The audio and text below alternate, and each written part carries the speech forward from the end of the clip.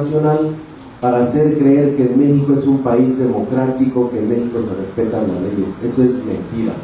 Y en el marco de la coyuntura político-electoral, pues quieren hacer elecciones democráticas, pero la democracia no es ir a acudir a depositar el voto. La democracia es el respeto a la Constitución, el respeto a las leyes y el respeto a los ciudadanos, que merecemos todos ese respeto a nuestro trabajo. Por eso el viernes próximo vamos a hacer una movilización también a las 4 de la tarde del Ángel de la Independencia al Zócalo, con más sindicatos que también están luchando porque se respete la autonomía de sus organizaciones y porque se resuelvan los conflictos de cada agrupación. La exigencia es que se nos reinstale a todos los trabajadores que no hemos aceptado renunciar a nuestro derecho al trabajo, que respete la autonomía del sindicato. No tiene el gobierno elementos para decir que no. El problema no es económico, no es jurídico, el problema es político, lo han reconocido en la mesa de negociaciones. Por su atención, muchas gracias. Estamos abiertos para las preguntas que ustedes quieran hacer. Sí, adelante. Esta movilización del próximo viernes, ¿qué hora sería? Y por otro lado, ¿cuándo van a reunirse por la gobernación y qué avances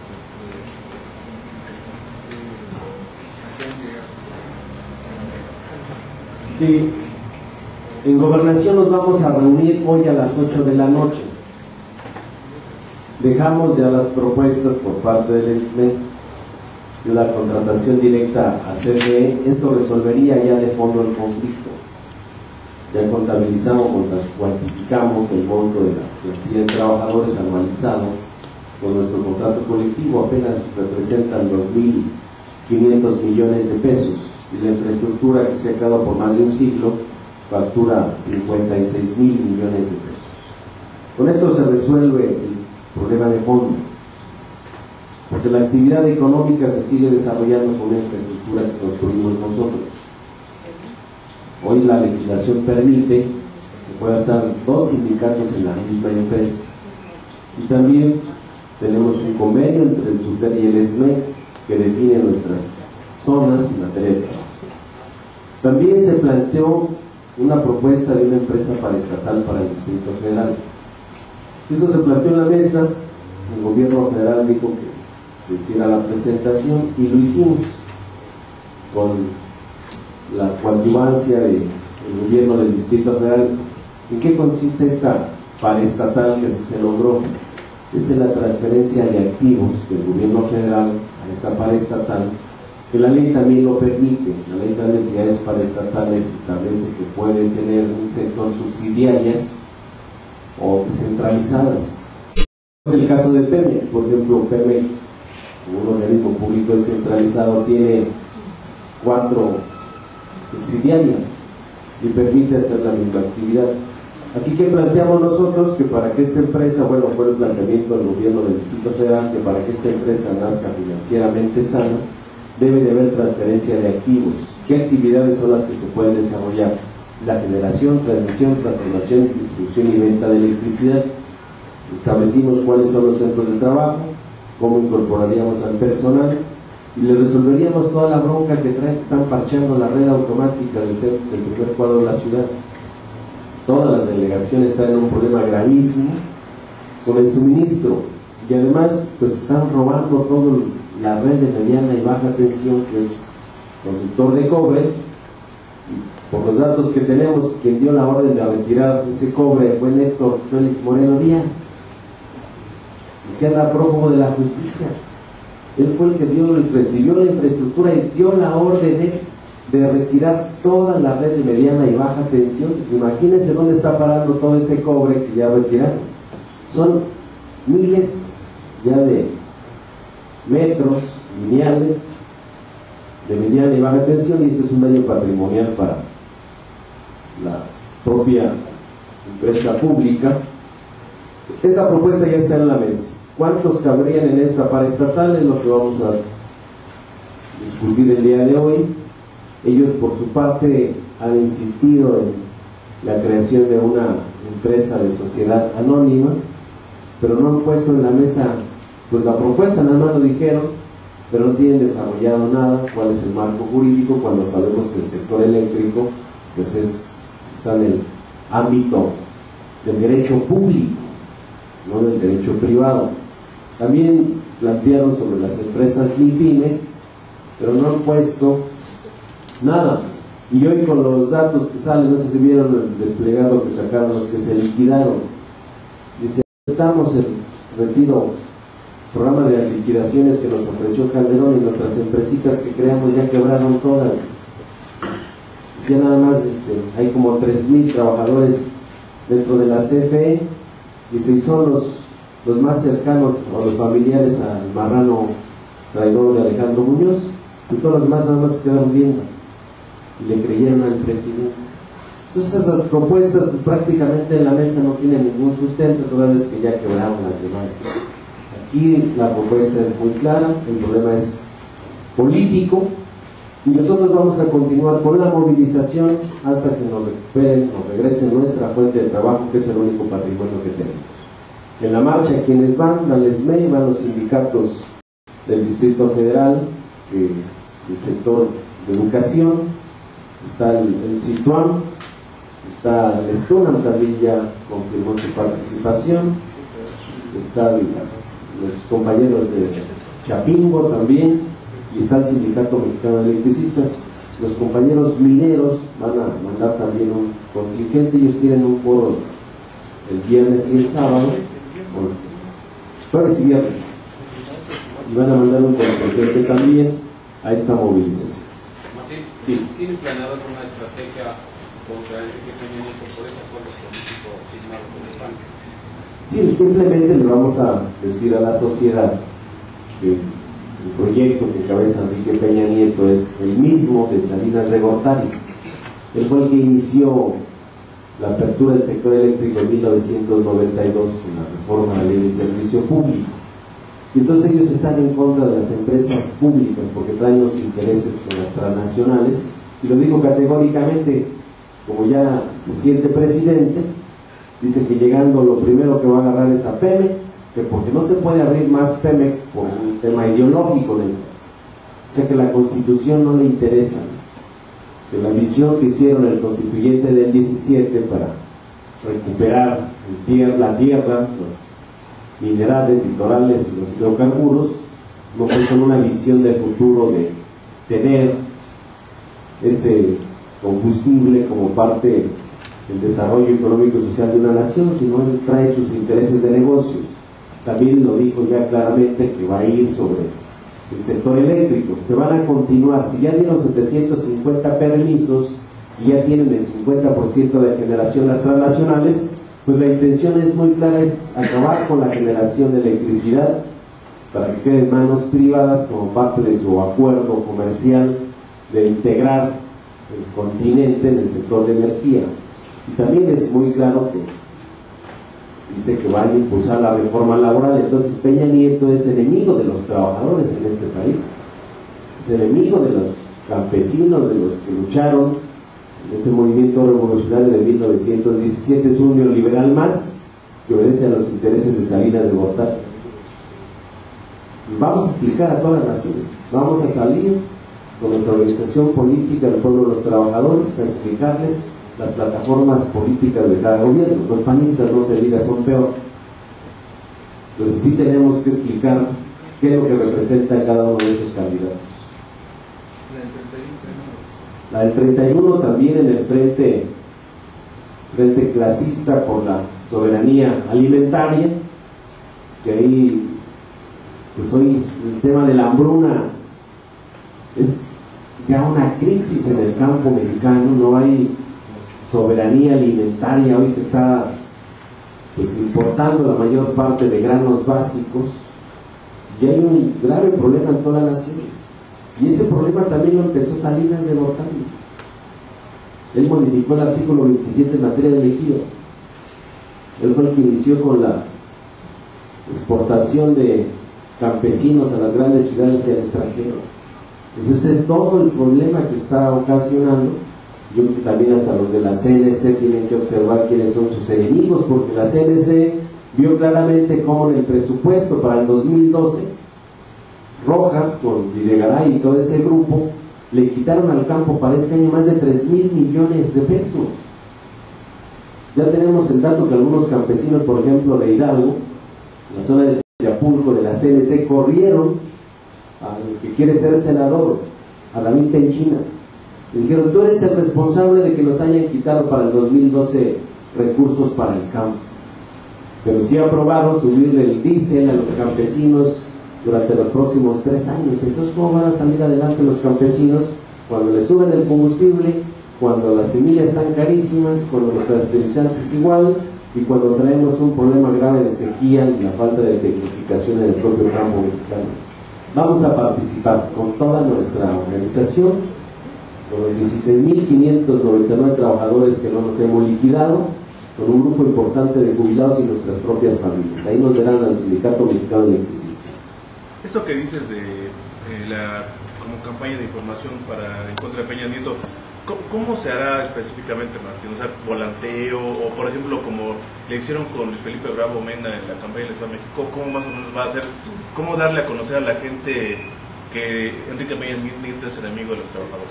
Vamos a difundir por nuestros propios medios, con volantes, con pintas, grabadas, con desplegados, con foros, con actos públicos, que permita explicarle a la sociedad cuál es la plataforma que impulsa a Enrique Peña Nieto, que prácticamente es el candidato de esta oligarquía que hoy gobierna, que es el que quieren meter al relevo, y las transnacionales ya están muy pendientes de él.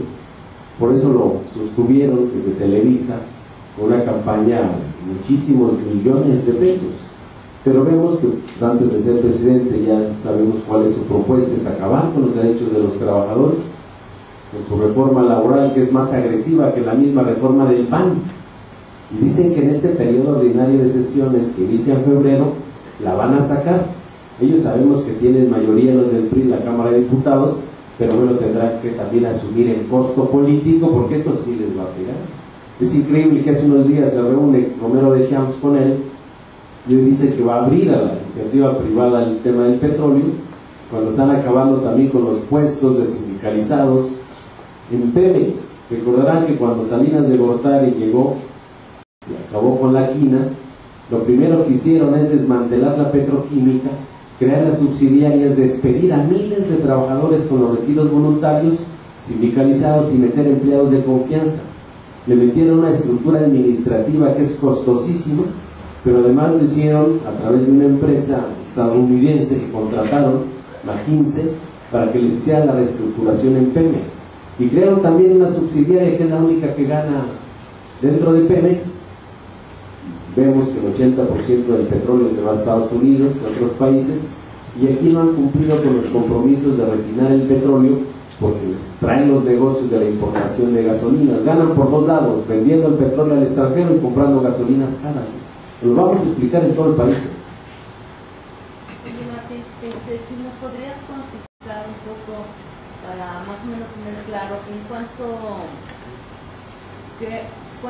se ha parchado la red, en qué medida, en cuánto se ha deteriorado la red, y sobre todo cuántos han robado de cambio, cuánto significan, no sé, en pesos, o si nos puedes decir para tener un panorama más o menos.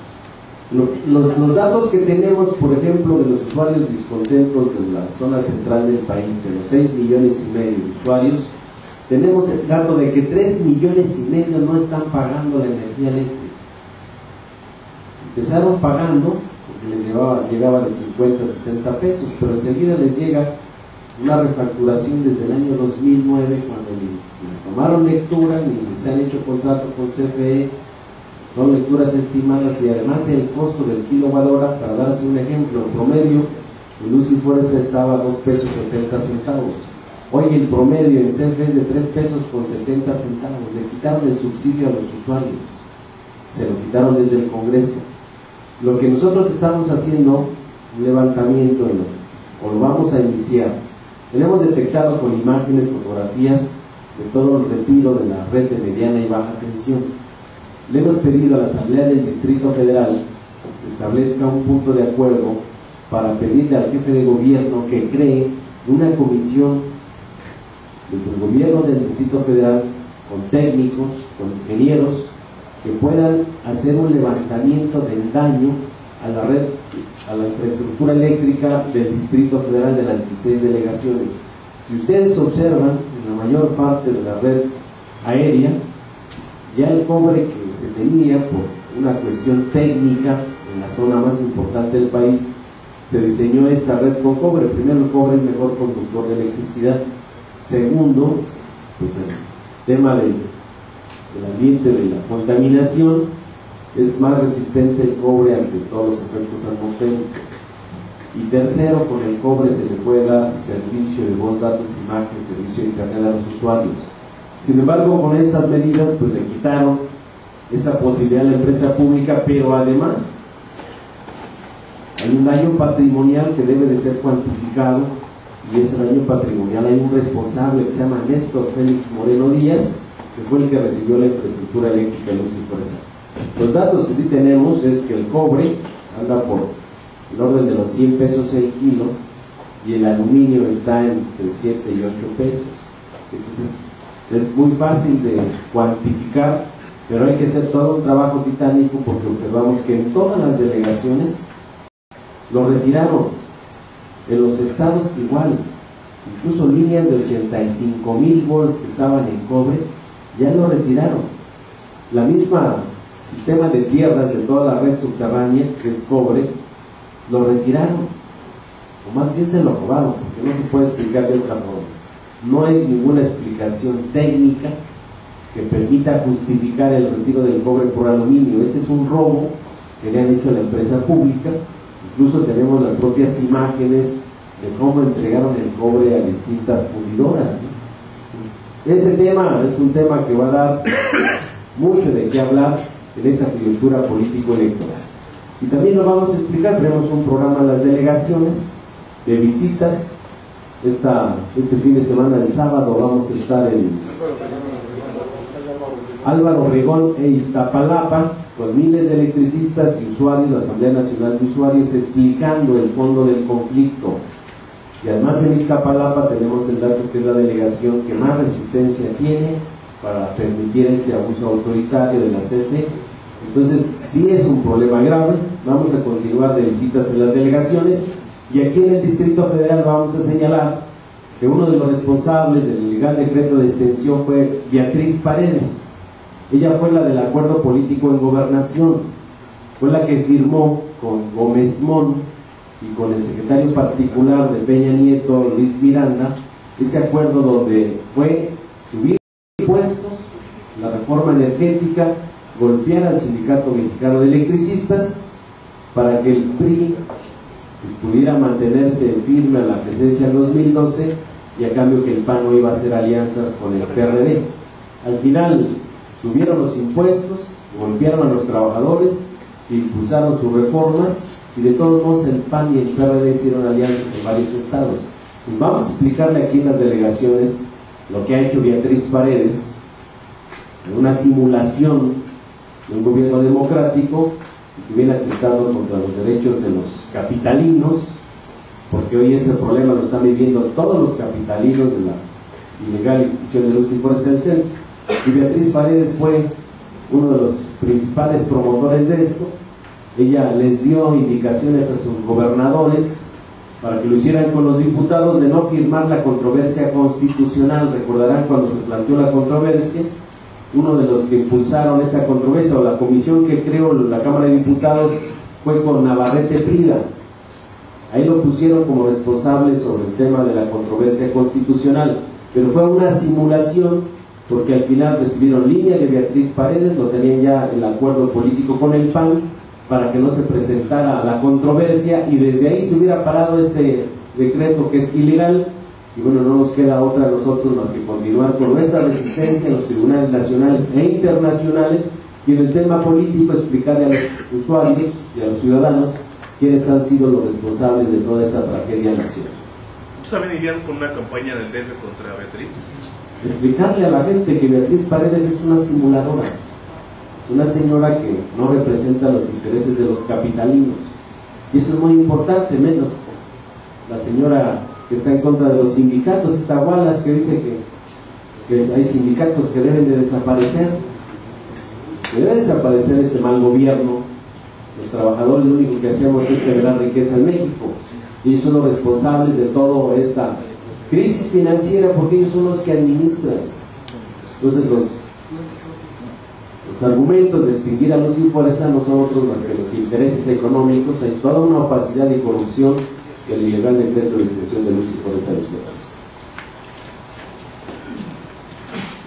¿Alguna otra pregunta, compañero?